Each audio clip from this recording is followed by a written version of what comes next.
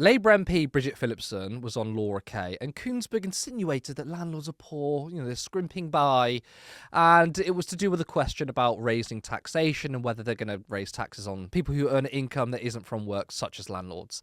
We have a very short clip, and we're going to watch it together. People who run businesses may well see their taxes going up. People who are not wealthy but might maybe get their income from having a couple of rental flats that they might have scrimped and saved to buy. People who earn their income in different ways, not from being a salaried member of staff, may see their taxes going up. Now, yes, the taxes should absolutely go up, but the idea that Laura Kuenssberg is framing it in a way that landlords are poor and they're scrimping by and they had to save to get a house is ludicrous. There's no such thing as a poor landlord. Even if their income isn't very much, they're asset rich. So if you don't understand what I mean by that, there are some landlords who don't make that much of an income when they rent out their houses, or like if they had a really small second house or whatever. However, one, they're making a profit off of someone who needs a place to live, which in my books is just completely immoral anyway. But even though you might say, all right, they're making a modest income off of, renting out a property, at the end of the day, they still own that property, so they can sell it. So if they're struggling, or people are going to raise taxes on landlords and they can't afford it, well, you own that house, so you can sell it. It's wild to me that this is being framed in this way, because this whole discussion's come about because Keir Starmer was asked, what is a working person? Now, I know we covered this on Normal Island, but I really want to talk about it as well. And he answered the question, which we'll go, I'll show you the clip of. And it was technically kind of correct, but once again, Keir Starmer has the charisma of a fishbowl. And even when he's trying to explain a position which is kind of right, he's still so bad at doing it. So we're going to look at that, and then we're going to tie this all together. Prime Minister, are you a working person? Well, I would define a working person as somebody goes out and earns their living, usually paid in a sort of monthly check.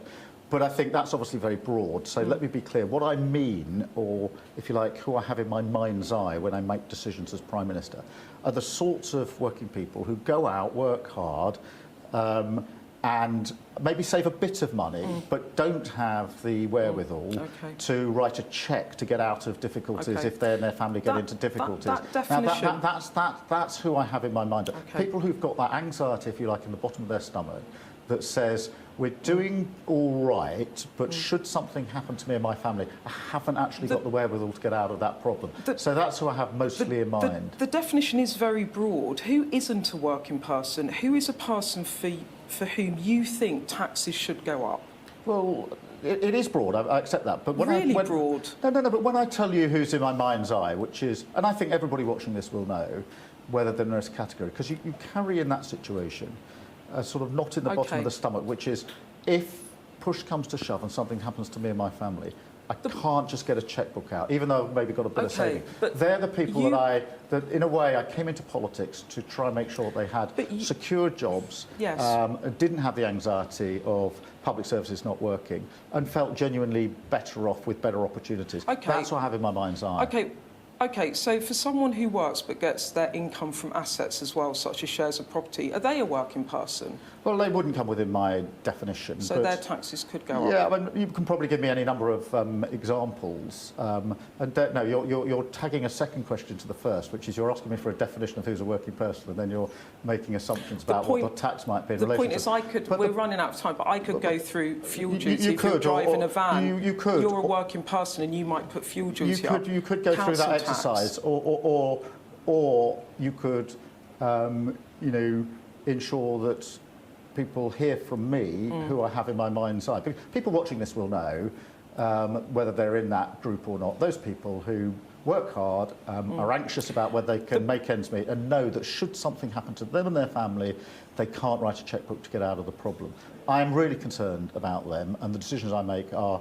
Because politics, for me, is about who do you have in your mind's eye when you make your decisions. I'm not ideological. So before we get into the substance of what he's saying, I want to just make the point again that he is so bad at this. He has no charisma. He's so bad in the media. I have it in my mind's eye what a working person is. And, I mean, does this guy not have any training? Did he not have any training? I don't know.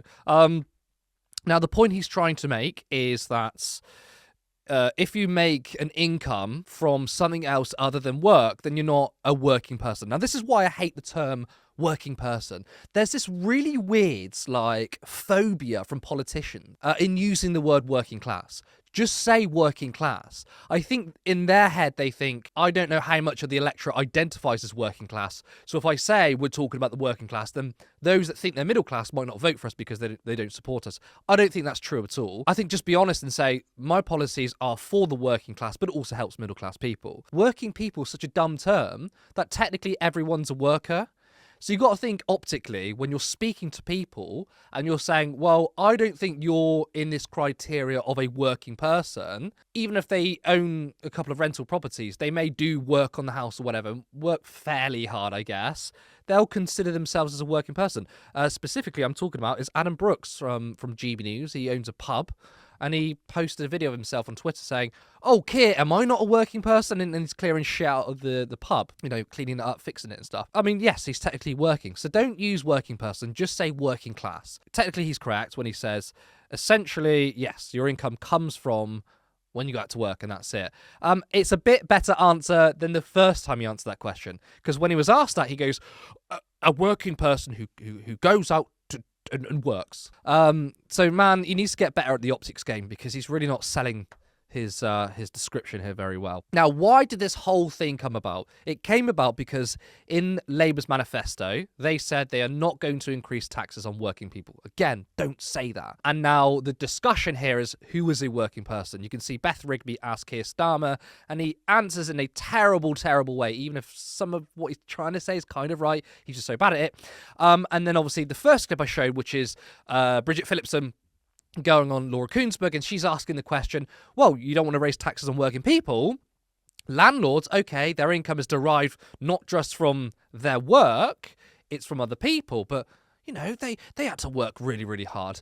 And I don't expect a good analysis from Laura Kay because she's one of the worst journalists in our country, but it's not just her. Like, this is an idea, this is a narrative. Not many people have the Marxist definition of what working class is, especially across the media. You know, 90% of people in the mainstream media come from private schools, so a lot of these people probably have properties. And the answer should be this, right?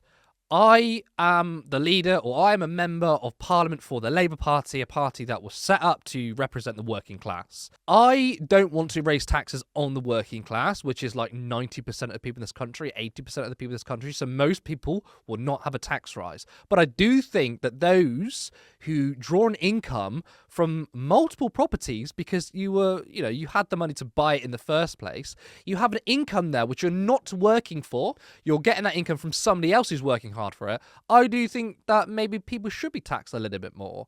And then go on to say, look, there's an issue with our tax system. First of all, corporation tax is incredibly low. We should raise it. Secondly, tax evasion and avoidance. Corporations aren't paying their taxes. Billionaires aren't paying their taxes. And secondly, we have another issue, which is unearned income. And that is a huge, huge issue. Probably, I would argue, a bigger issue than corporation tax. Because working class people, or those who work for a living, even middle class people who don't have any assets apart from their own personal assets, such as a car, a house, but don't derive an income from it, but I think it's a deeply unfair taxation system. That is clear. And, you know, if that means you piss off landlords and they don't want to vote for you, good riddance anyway, and also they're probably not voting for you. They're probably voting for the Conservatives or Reform. So it's the fault of the Labour Party for not setting out the clear terms of what a working person is or who they're going to tax, which then means you've got pundits in the media, so-called journalists like Laura Kay, who are automatically going to draw up the worst possible analysis, which is that landlords are struggling. Landlords are not struggling. It's ordinary working people or working class. It's people who rent for a living. I mean, there's a housing crisis. That's the conversation we need to be having. But because the Labour Party are not setting out a sensible policy, a fair policy on taxation, then it leads for a dumbing down and the complete wrong conversation in the media, which is then picked up by Laura Kuenssberg. Now, if Laura Kuenssberg was a decent journalist, she would then turn around and say, well, please, can you just be more specific on what you mean by working people? Do you mean working class? Are you going to raise taxes on those who get an unearned income? and she wouldn't go on this stupid spiel about, well, many people struggle and scrimp to save up. Christ, most people are struggling to save up for their first house, and you're there defending people who've got multiple properties and then making an income off it whilst doing no work. Insane stuff. Really insane stuff. So screw the media and screw the Labour Party. This is why we have such a backwards conversation in terms of the economy, in terms of taxation, and in terms of housing. Oh, why won't some people think of the landlords? I just want to say to everyone who's been watching us for years or who's just joined the channel, thank you so much. I really appreciate you guys watching, liking, subscribing. Now, this channel started with just me. All right, me and my busted up laptop, my old iPhone in in a Nottingham small little flat. And now I'm happy to say it's growing. Things look a lot better than before. We now have 5 people who contribute to Turn Left rather than 1. And that was always the goal, by the way. Never wanted it to just be me. But we're still all voluntary, and we're trying to juggle this around our full-time work. It means that sometimes things go wrong, such as live shows going late because we're having to put a script together after we finish work at 5 or 6 p.m. Sometimes there's cancellations. It means we can't create content every single day, which we want to do. And we really want to grow this platform, but of course it takes a lot of time, a lot of commitment. But you guys can help. And there are many ways you can do it. You can, 1, like this video, and like all of our other videos when you happen to watch it. You can share this across social media, share it with your friends and family. And the third thing, if you can support us financially because things cost money. Turn Left virtually makes no money. I'm going to be transparent. We make about £400 a month. That goes on operational costs. That goes on equipment. That goes on streaming software. They have to pay for that. No one makes any money personally from it. So if you can support us by going to turnleftmedia.co.uk/support. There you can support us through the Patreon account, which is a monthly donation. You can choose how much you want to spend. Or there's another link there, which means you can do any one-off donation. This will really, really help. And if we can draw some kind of income, we can slowly get to the point where we can leave our other jobs and start actually working for a wage for Turn Left. We want to become full-time. 5 full-time people for Turn Left means you'll get content every single day. Very, very ambitious content too. Not just commentary videos, not just live shows, but mini documentaries, more vox pops, more interviews. And one day to have a studio, to have more and more people work for Turn Left. This is the goal. And I know it's going to be a long time coming. I mean, this channel's been around for 4 years. It's not fast growth, but you guys can really, really help. So I really appreciate if you consider becoming a supporter. But again, if you can't, just like and share our content. Comment, that helps the algorithm. And also it knows that you're engaged. It tells us whether you're enjoying the content, if there's anything we're missing. We also have an email address, contact@turnleftmedia.co.uk. If there's any stories we're not covering and you feel like we should be, drop us an email. We will read them. I can't guarantee that we'll get around to every single story, but we will read them and we will consider them. And this kind of makes it more of a citizens or journalism platform. But again, I want to thank everyone who supported us along this journey, and I'm really, really excited to see what we can do in the future. Support independent media, support social justice that's there on social media. Thank you. Turn Left.